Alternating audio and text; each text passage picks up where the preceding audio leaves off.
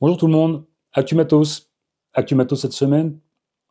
Trois modèles assez qu'on voit rarement, enfin en tout cas des marques et une typologie de produits qu'on voit rarement, en tout cas sur la chaîne, parce que bon évidemment les chaussures de running Saucony, je suis pas sûr qu'il y ait plus courant sur le marché. Je vous présente quand même cette chaussure parce que je trouve qu'elle est intéressante, la Triumph.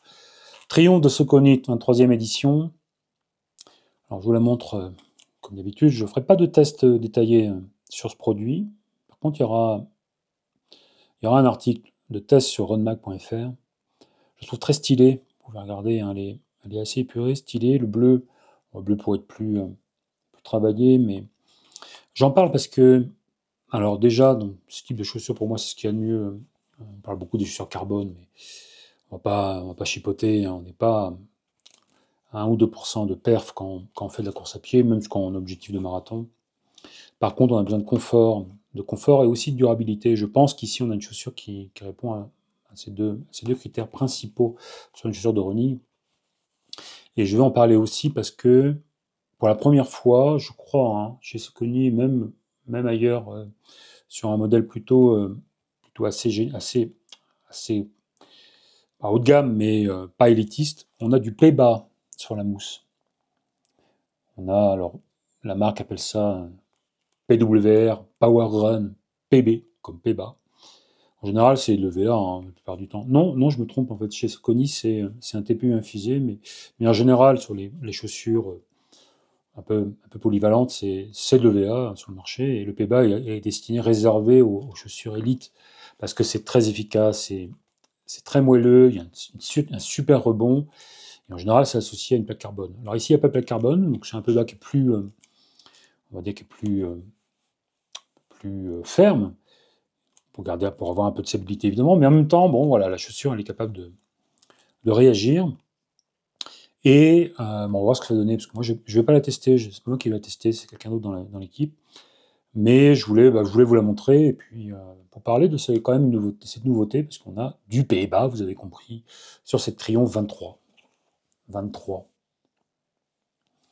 Caractéristiques techniques, alors c'est un peu cher, hein, c'est 90 €, mais c'est en phase avec ce que fait la concurrence sur les modèles route, un peu longue distance, ou qui ont une destinée durable, on espère. On a un drop de 10, ça c'est beaucoup, mais en même temps, bon voilà, il y a pas une grosse tendance depuis de nombreuses années à vendre du drop faible. Il y a aussi des gens qui ont besoin de confort au niveau du talon, et en particulier du mollet et du tendon d'Achille, et c'est en général recommandé, hein, de ne pas trop attaquer sur du faible drop, et le drop 10, d'ailleurs historiquement les chaussures ont souvent ce drop là, c'est pas un hasard peut-être. Donc notez-le, ne ciblez pas systématiquement ce que va dire un vendeur convaincu du faible drop. Il faut faire attention à ça aussi, et surtout sur les longues distances, comme l'objectif de cette Triomphe. Voilà, faut pas non plus négliger le confort au niveau de l'arrière du pied. Je vais présenter le produit assez rapidement, hein. Quoi d'autre? 273 grammes, c'est pas énorme, parce qu'il y a quand même 37 mm de stack à l'arrière, hein, 37-27. J'aime beaucoup cette marque, j'aime beaucoup ce modèle, et c'est pas moi qui vais le tester, mais vous irez voir sur online. Next, alors lequel je vous parlais. Alors vous m'en avez parlé un peu en commentaire. Est-ce que tu vas tester la Merrell MTL Matrix? La réponse est oui, parce que je l'ai avec moi, et puis c'est une chaussure de trail, et je teste la plupart des chaussures de trail qui passent entre mes mains. Et quand je dis je teste, c'est-à-dire qu'il y a une vidéo derrière.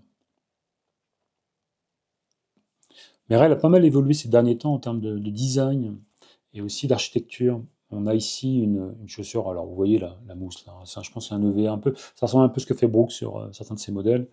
Un EVA très infusé, très très épais, il y a un petit côté brillant. On a ici une chaussure qui est massive, hein, massive, avec alors j'ai les caractéristiques, le stack, ouais, j'ai mesuré, je pense qu'il y a, alors c'est pas aussi haut que ça, mais le pied il descend à peu près jusqu'ici, enfin la plante du pied descend jusqu'ici, il y a 50 mm, j'estime qu'il y a 50 mm de stack. Il faudra voir ce que ça donne en termes de stabilité, parce qu'on n'a pas forcément une très grosse empreinte au sol. Alors j'ai comparé avec des modèles dont je parle souvent, ils ont des modèles concurrents chez la concurrence, qui sont la Caldera ou la Trabuco Max, ou la Stinson 7, que j'ai récemment testé.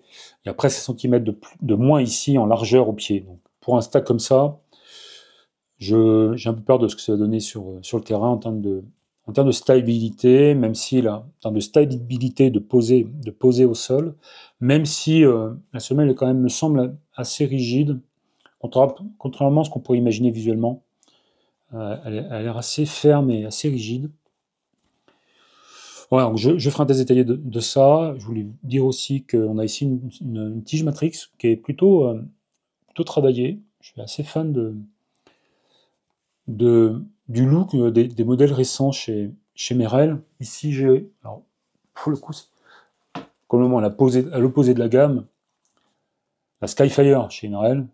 Alors ça, c'est une chaussure pour faire du KV, hein. C'est assez brutal. Je ne conseille pas de courir trop fort en descente avec parce que l'amorti est assez ferme. On a voilà, une mousse plutôt à l'ancienne, on va dire. Mais c'était pour vous montrer le look et les coloris de la nouvelle gamme Merrell. MTL en particulier, celle-là aussi c'est une MTL. MTL, c'est un peu l'équivalent de S-Flap chez Merrell.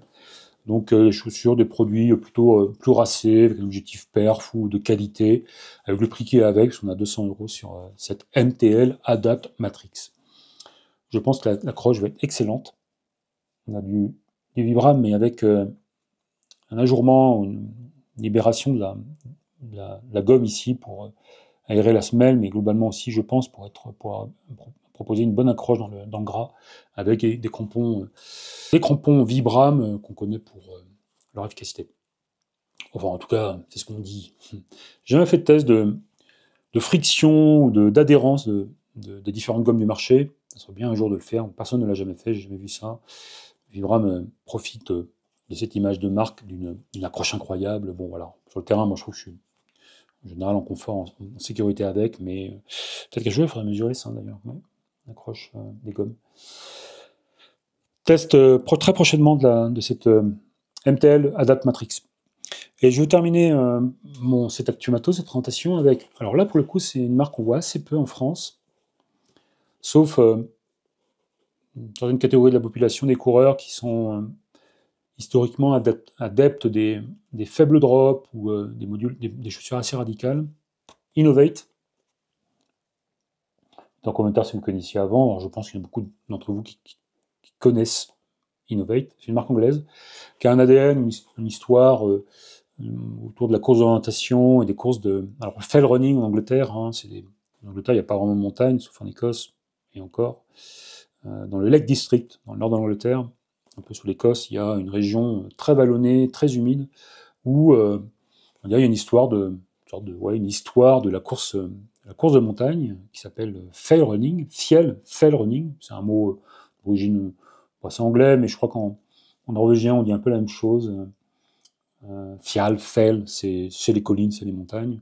Et comme on est en Angleterre, on a besoin d'une super accroche, et c'est ce que j'ai envie de tester sur cette chaussure. On a ici 8 mm de crampons. Alors j'essaie de montrer en diagonale pour vous visualiser la gueule des crampons, mais très espacé, assez étroit.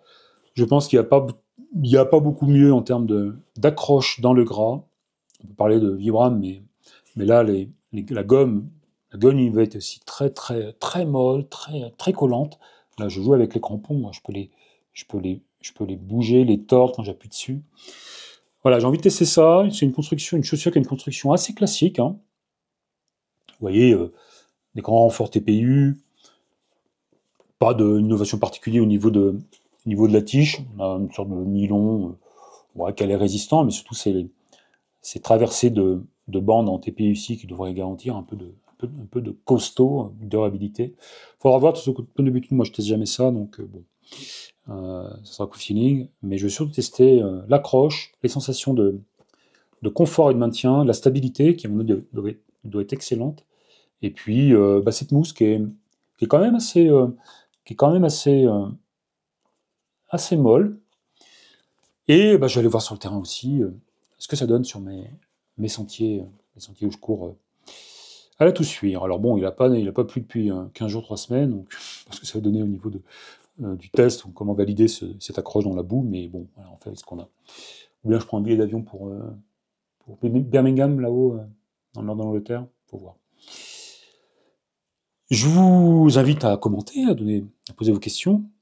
Si vous connaissez ces marques, en particulier Innovate, j'envisage peut-être d'ailleurs de faire aussi une présentation des chaussures, une sorte de top 3, comme j'ai fait sur les chaussures d'Ultra, et je vous dois aussi un top 3 des chaussures performance courte distance sur le marché. J'ai envie de faire un top 3 des chaussures pour courir dans le gras, pour courir en Bretagne par exemple, ou courir dans les forêts de Hauts-de-France, où c'est toujours humide et gras, quoi. Je pense que celle-là, elle peut en faire partie. Enfin, je dis ça, mais je ne l'ai pas testé. Je termine là. N'hésitez pas à vous abonner si vous ne connaissez pas la chaîne. Je pense que vous la connaissez. Et puis, à bientôt. Allez, ciao.